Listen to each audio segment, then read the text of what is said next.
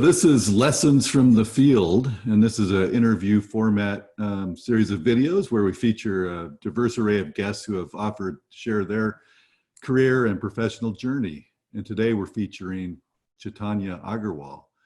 And Dr. Aggarwal is a 2014 graduate from our PhD program. He is currently head of in-house consulting for Asia Pacific in the Merck Group and is coming to us today from Singapore. So thank you, Dr. Aggarwal. This series of videos, again, is designed to provide insight and on the careers and experience of the guest for the benefit of our alumni, students, and friends who might be interested in watching. So looking forward to our little discussion, Dr. Aggarwal. I'm going to walk through a series of questions. Let me just start with, could you tell us a little bit about your background, the time, I guess, since you graduated and what you've been doing, and then what your current position is and what you enjoy about that? Sure. Thank you, Professor Schumock, for having me here. My pleasure being back to College of Pharmacy and having a conversation with you. So maybe I just rewind back a little bit. So before I came to UIC, I was actually working in India. That's where I grew up. So my very first job was with a pharmaceutical company in India, and I was a process development scientist. What that means is basically I was working in biologics, where developing processes for making therapeutic antibodies like Eureka, for example. That's a well-known biologic right now. And then I came over to UIC, and during my graduate studies in Professor Michael Federley's lab in MBRB, I actually got a chance to get introduced at Enterprise Works Chicago, EWC, which is our UIC's technology incubator. And Professor Johnson was starting his new startup there, and he needed some consulting. And I was a graduate student working on antibiotics. So I thought, I have technical expertise, but I'm curious to know what is consulting really. And so I worked with Professor Johnson a bit, and that was my first time getting to know what is competitive intelligence and what is market landscape. And that really piqued my interest that, as a PhD student, I don't need to restrict to research. I can actually use my knowledge and go beyond bench sciences.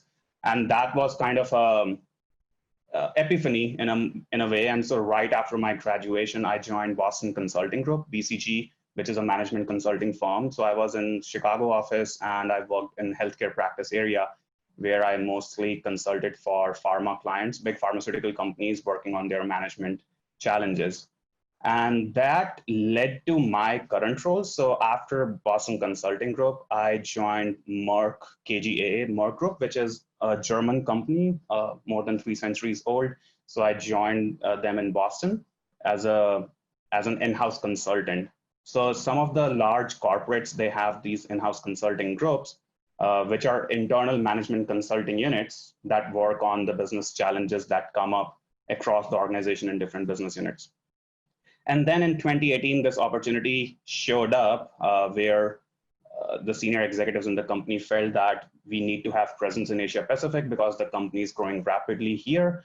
And I was just basically shipped to Singapore to start this new team, which for me, it was an exciting opportunity because I was given a chance to start something new from scratch.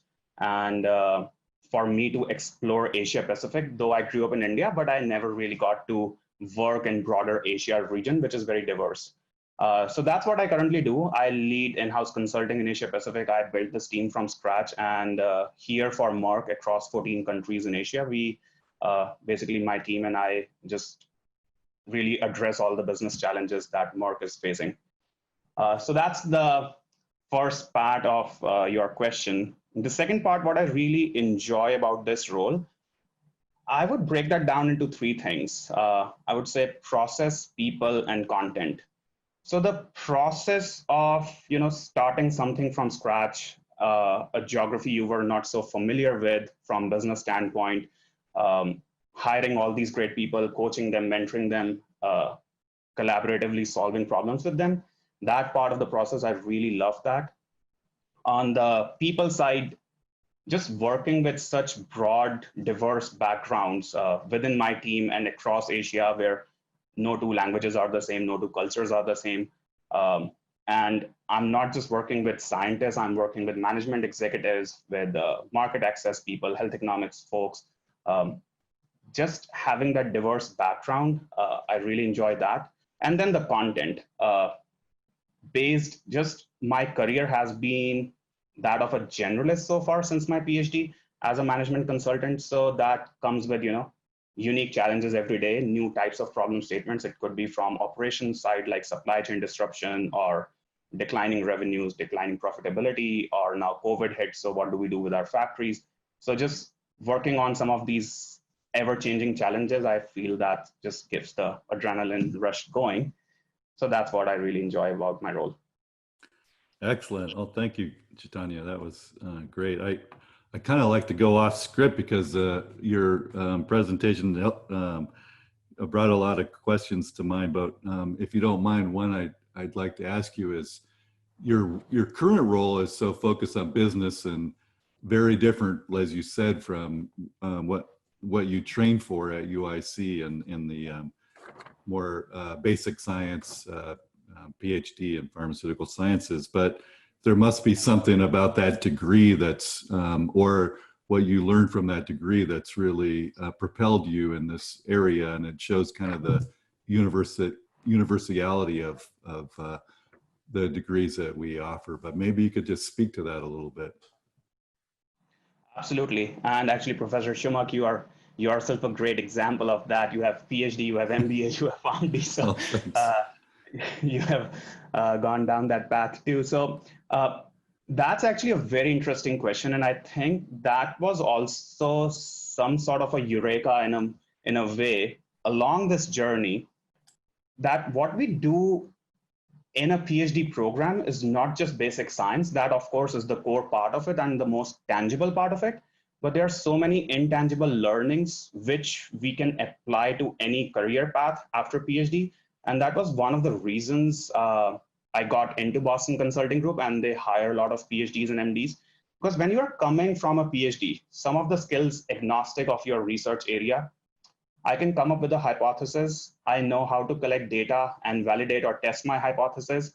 I'm good at project management because there's a budget that's given for the project. I need to do my project within a timeline constraint, whether it's a poster presentation coming or my committee meeting coming, or it could be NIH review. What have you done with our money? So it's classic project management. It's collaboration. So whether I can be in Michael Federley's lab, but I need to know what's happening in Shura lab, what's happening in other departments, so that, if there's an opportunity for collaboration, that can expedite my research. So there are so many intangible skills without perhaps realizing we are honing on those during a PhD program. So I think a lot of those skills are actually very relevant in what I do now and what I've done since PhD. Yeah, wow, that is just awesome. You mentioned several people so far already in this interview, Dr. Federley, Dr. Johnson. Who are the people who have influenced you, or what experiences influenced you the most so far in your career and got to the point where you are? Yeah. Well, there are many, so let me just pick a few, especially at UIC, that helped me the most. So definitely, just by the virtue of being in a PhD program, your PhD advisor influences you a lot, again, in tangible and in intangible ways. And now when I'm leading a team, I realize that Dr. Federley has actually influenced me a lot, because his management style was very hands-off. He was not micromanaging, and he had this, as a graduate student, you can get stressed at times, but you will just speak with him and you'll like, yeah, it'll work out. So I feel like as a management style, somewhere I adopted it without knowing it. And so that has been a great influence. Professor Shira Mencken, when I joined the program, he was the director of graduate studies for, well, it was called pharmaceutical biotechnology then. And he offered unconditional support throughout the first year of rotations. And whenever I had like any questions, like bigger questions, for example, after first year of rotations, I went to him, Shira, if I join a bacterial lab versus an oncology lab, will that just change my career? And Shura said, no, you decide your career. A PhD is not going to change what you end up doing in life. And like that kind of wisdom, I feel like it's amazing, like the kind of people we have at UIC, and not just faculty members, the non-faculty staff like Ben. Ben Sticken was always so selfless. Like in Chicago, fortunately, we do have some pharmaceutical companies. Like we had Baxter back then, and which turned into Bexalta, then Estelas, Lundbeck. And Ben was always willing to listen to us as students, and he'll be like, okay, let me organize a tour. And he would just take us in college bus, and those interactions definitely helped us think what happens in industry.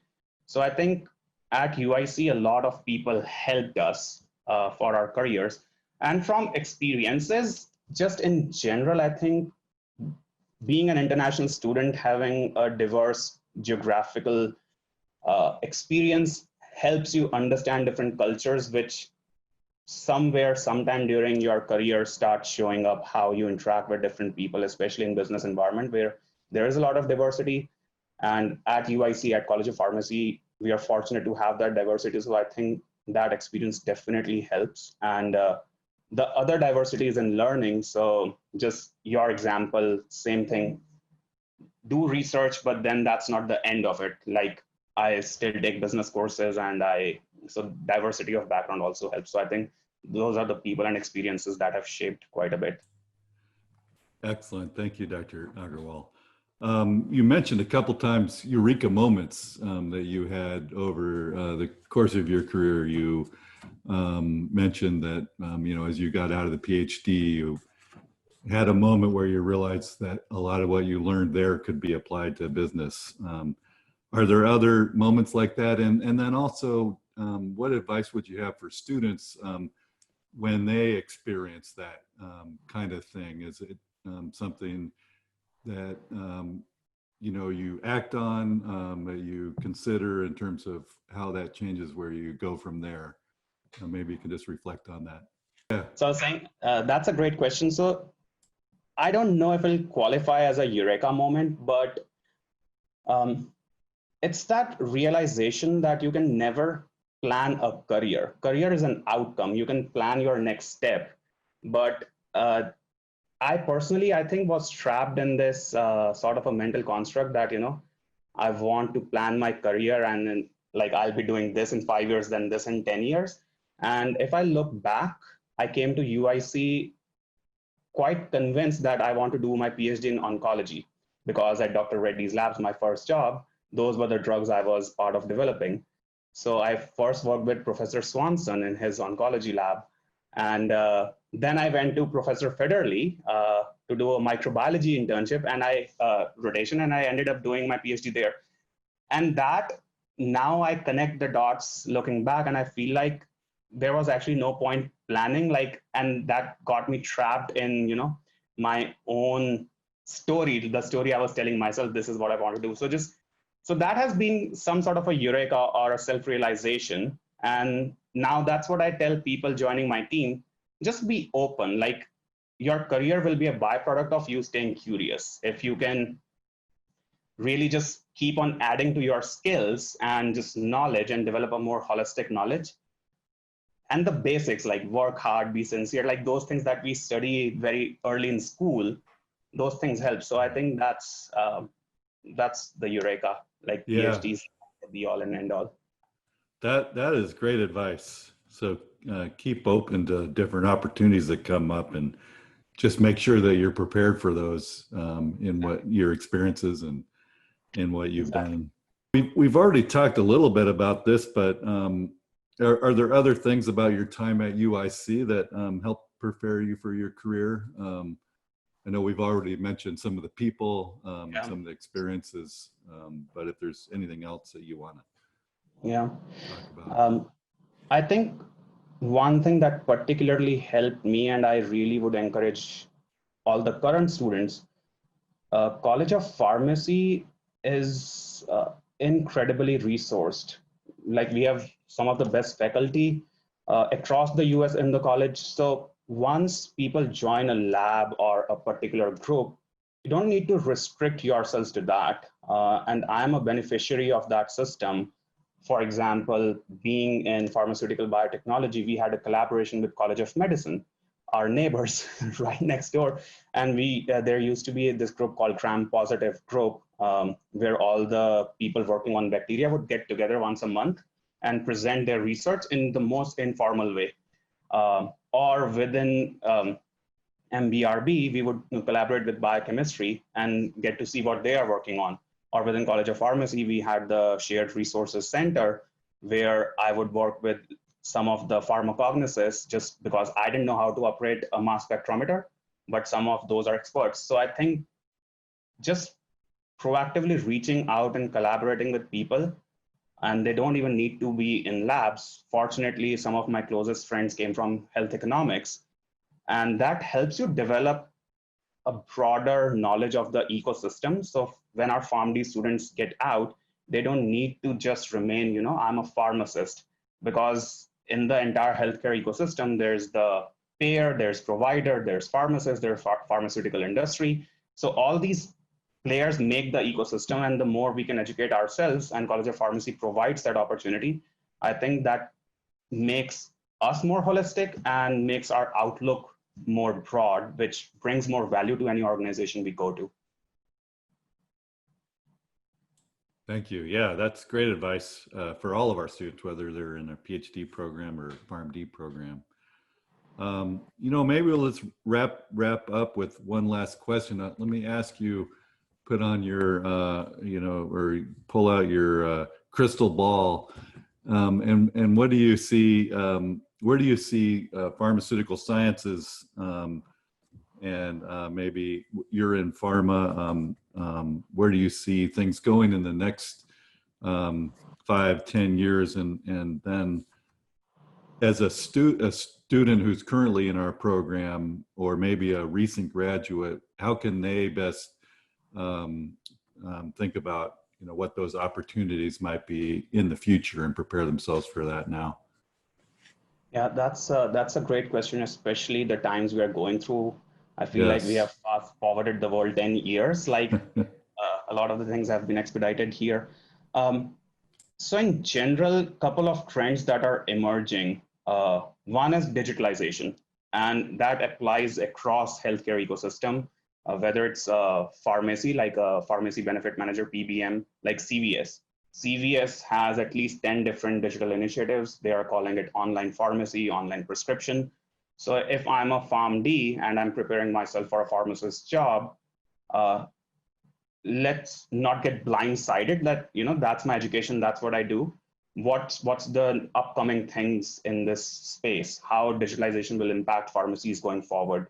And that applies to all the other fields in healthcare, especially in pharmaceutical industry, across the value chain of drug discovery, starting from use of AI in how we discover new molecules, then how we do clinical trials based on data, what do we do with real world evidence that touches upon what health economists are doing right now, and then how we commercialize using AI.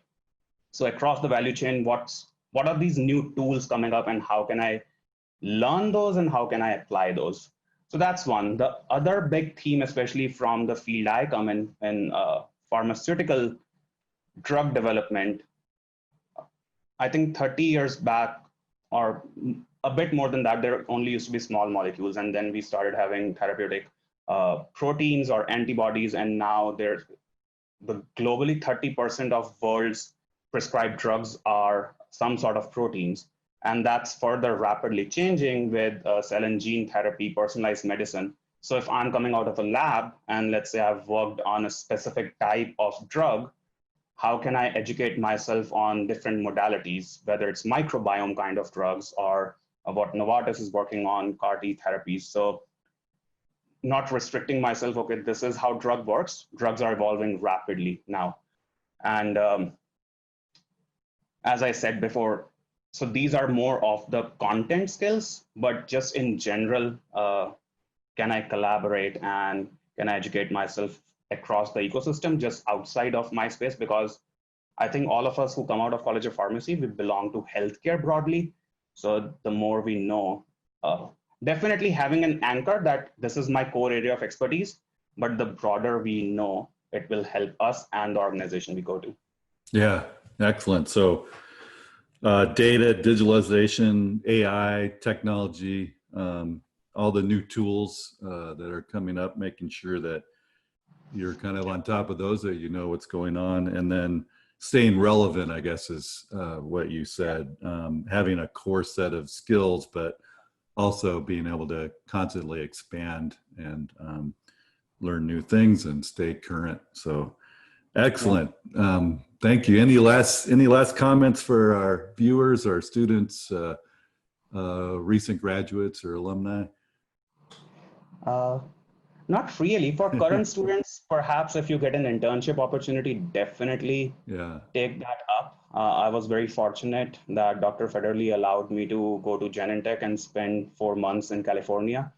And being at a big pharma definitely helped me early on. So if any opportunity shows up, I would definitely, and Ben was always very helpful in making those connections. So, and actually I got to Genentech because one of our COP alumni, Professor Peter Fan, Dr. Peter Fan was there in drug metabolism and pharmacokinetics, DMPK.